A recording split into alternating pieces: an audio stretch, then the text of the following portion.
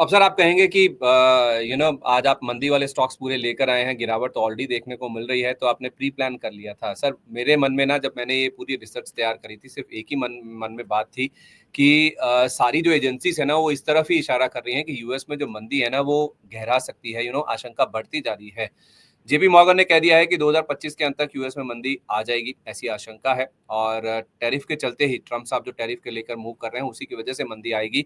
JP Morgan कह रहे हैं कि ना केवल यूएस में बल्कि ग्लोबल स्तर पर आप जो पूरे दुनिया भर में देखेंगे तो मंदी की जो संभावना है, जो पहले 40% थी, उसे बढ़ाकर अब कर दिया गया है 60%।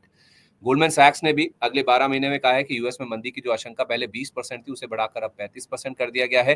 गोल्डमैन सैक्स हुआ, मूडीज हुआ या फिर बाकी एजेंसीज हुई, वो यही कह रहे हैं कि ट्रेड वॉर से एक तो महंगाई बढ़ेगी, जैसा पॉवेल साहब ने भी कहा, कंज्यूमर कॉन्फिडेंस नीचे आएगा और आर्थिक ग्रोथ कमजोर होती हुई दिखेगी। तो इसका जो इम्पैक्ट है वो आपको मंदी के रूप में साफ तौर पे दिखेगा। टेक्निकली मंदी को अगर आप देखेंगे तो 2 क्वार्टर अगर किसी भी इकोनॉमी में जो ग्रोथ रेट है वो नेगेटिव हो जाती है या फिर डी ग्रोथ में चली जाती है, तो उसको हम टेक्निकली मंदी कह देते हैं या फिर वो इकोनॉमी रिसेशन में चली गई, ऐसा हम मान के चलते हैं। और गोल्डमैन सैक्स ने 2025 में जीडीपी ग्रोथ का जो अनुमान है यूएस की इकोनॉमी का, उसको 1% घटाकर कर दिया है। और बेरोजगारी दर का जो अनुमान, जो कि हमने लेटेस्ट नंबर 4.2% का देखा शुक्रवार को जो नंबर आए थे, वो अनुमान बढ़ाकर कर दिया है 4.5% का। और फिच ने भी सर यही कहा है कि टैरिफ से मंदी का खतरा बढ़ा है और इससे फेड की ओर से जो दरों में कमी की गुंजाइश है वो कहीं ना कहीं कम होती हुई दिखी है। तो ये सारी चीजें एक ही तरफ इशारा कर रही हैं कि ऐसी कंपनियां जिनका यूएस में बहुत बड़ा एक्सपोजर है, उनके लिए तो समय बहुत ज्यादा खराब आने वाला है, बहुत ज्यादा दिक्कत वाला आने वाला है। अब वो कंपनियां आपके सामने रख देता हूँ, ये पूरा मसौदा तो हमने आपके सामने रख दिया कि आखिर चल क्या रहा है।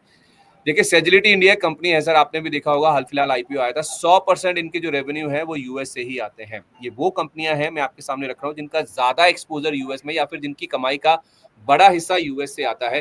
85% बिरला सॉफ्ट है, एम्फोसिस 81% है, ग्रैनुल्स इंडिया 77% है, ई क्लर्क सर्विसेज 76% है। अब आप कहेंगे फार्मा पे तो टैरिफ लगे नहीं है, तो फिर आप क्यों ऐसा बोल रहे हैं? ट्रम्प साहब ने कह दिया है, आप कल्पना नहीं कर सकते हैं, इतने टैरिफ हम लगा देंगे फार्मा के ऊपर कि आप सोचते रह जाएंगे। तो सर ये वो कंपनियां मैं आपके सामने रख रहा हूँ। तो मेरा सवाल आपसे ये है, दिखाने का तात्पर्य ये है या मेरा औचित्य है वो ये है कि क्या जिनका यूएस में बड़ा एक्सपोजर है उन कंपनियों से निकल जाना चाहिए? ये कुछ एग्जांपल मैंने आपके सामने रखे हैं, लिस्ट वैसे बहुत लंबी है, मैं केवल वो नाम आपके सामने लाया हूं जिनका एक्सपोजर ज्यादा है। सर देखिए, जो प्रैक्टिकली अब आपको प्राइसिंग मिल रही है, उस प्राइसिंग में मैं एक चीज अब जो मैं बात बोलने जा रहा हूं ना, वो कॉन्ट्रा होने वाली है to what I was saying all the time. Because they are exposed, does that mean कि यूएस अगर खत्म हो गया तो इनको बिजनेस खत्म हो जाएगा?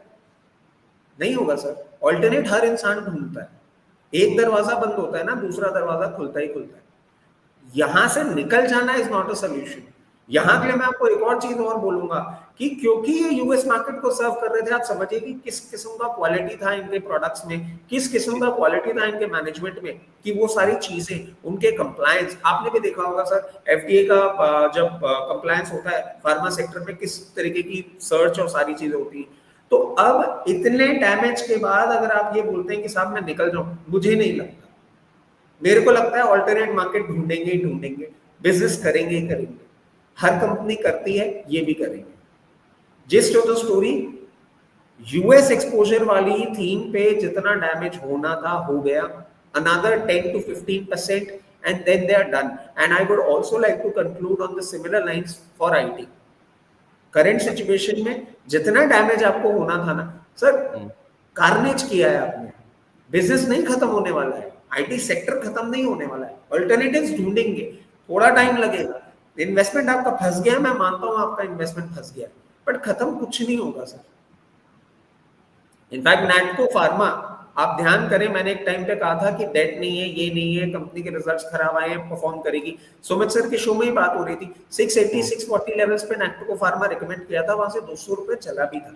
अभी प्रॉब्लम में है, ठीक है, कोई बात नहीं, छोड़िए मत। मैं बार बार एक ही चीज बोल रहा हूँ, छोड़िए मत, क्योंकि मेरे को रे ऑफ होप जो दिखती है इनके ऑल्टरनेट बिजनेस की दिखती है।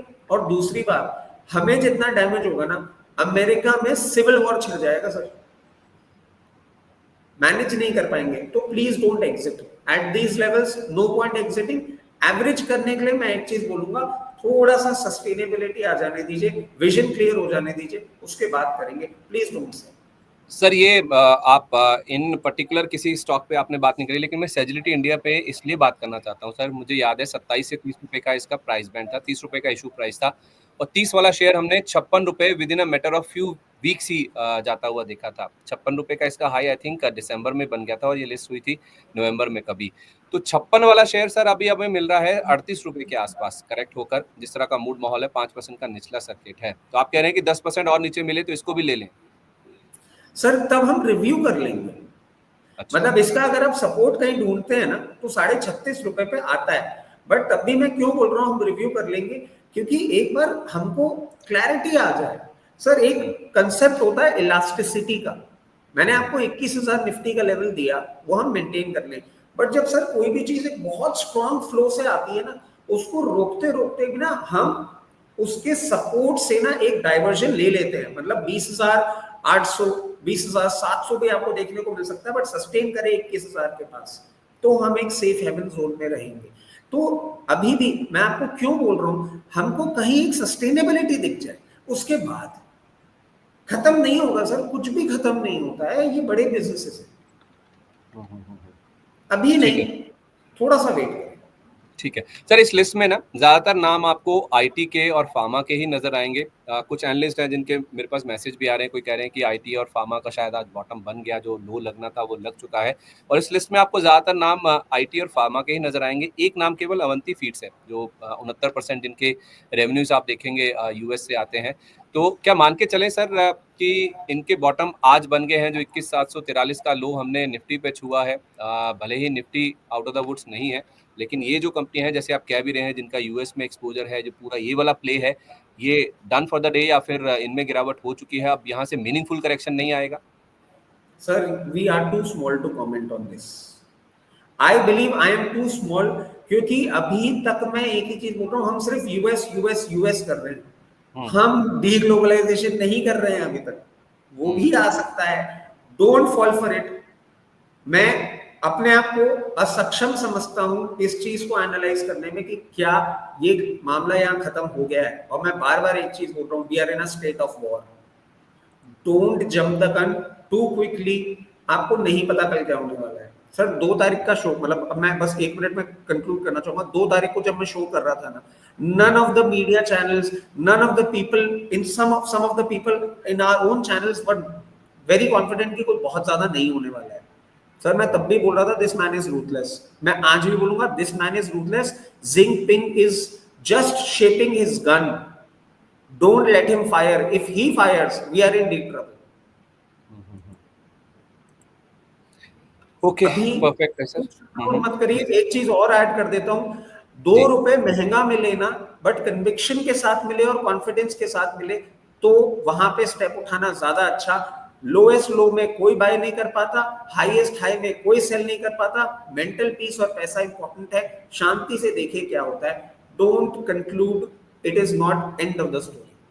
चलिए, तो वेट एंड वॉच करें फिलहाल के लिए। जिस तरह का मूड माहौल है दुनिया भर के मार्केट्स का, ना जल्दबाजी करें खरीदारी करने की, ना जल्दबाजी करें बिकवाली करने की, थोड़ा सा वेट कर लीजिए। नीचे मिल जाए तो अच्छा है, अगर थोड़ा ऊपर भी मिल जाए, यानी कि ऊपर महंगा भी लेना पड़ जाए, थोड़ी सिचुएशन में क्लैरिटी आ जाए, स्टेबिलिटी आ जाए, उसके बाद अगर आप कोई भी मूव लेते हैं तो शायद आपके लिए ज़्यादा बेटर होगा। ऐसे दिनों में फिलहाल के लिए आपको अपना पैसा, अपनी पूंजी, अपना जो कैपिटल है वो बचाना चाहिए, उस पर ज़्यादा आपका फोकस होना चाहिए। चलिए, हॉट स्टॉक्स को इसी के साथ हम यहीं पर समेटते हैं।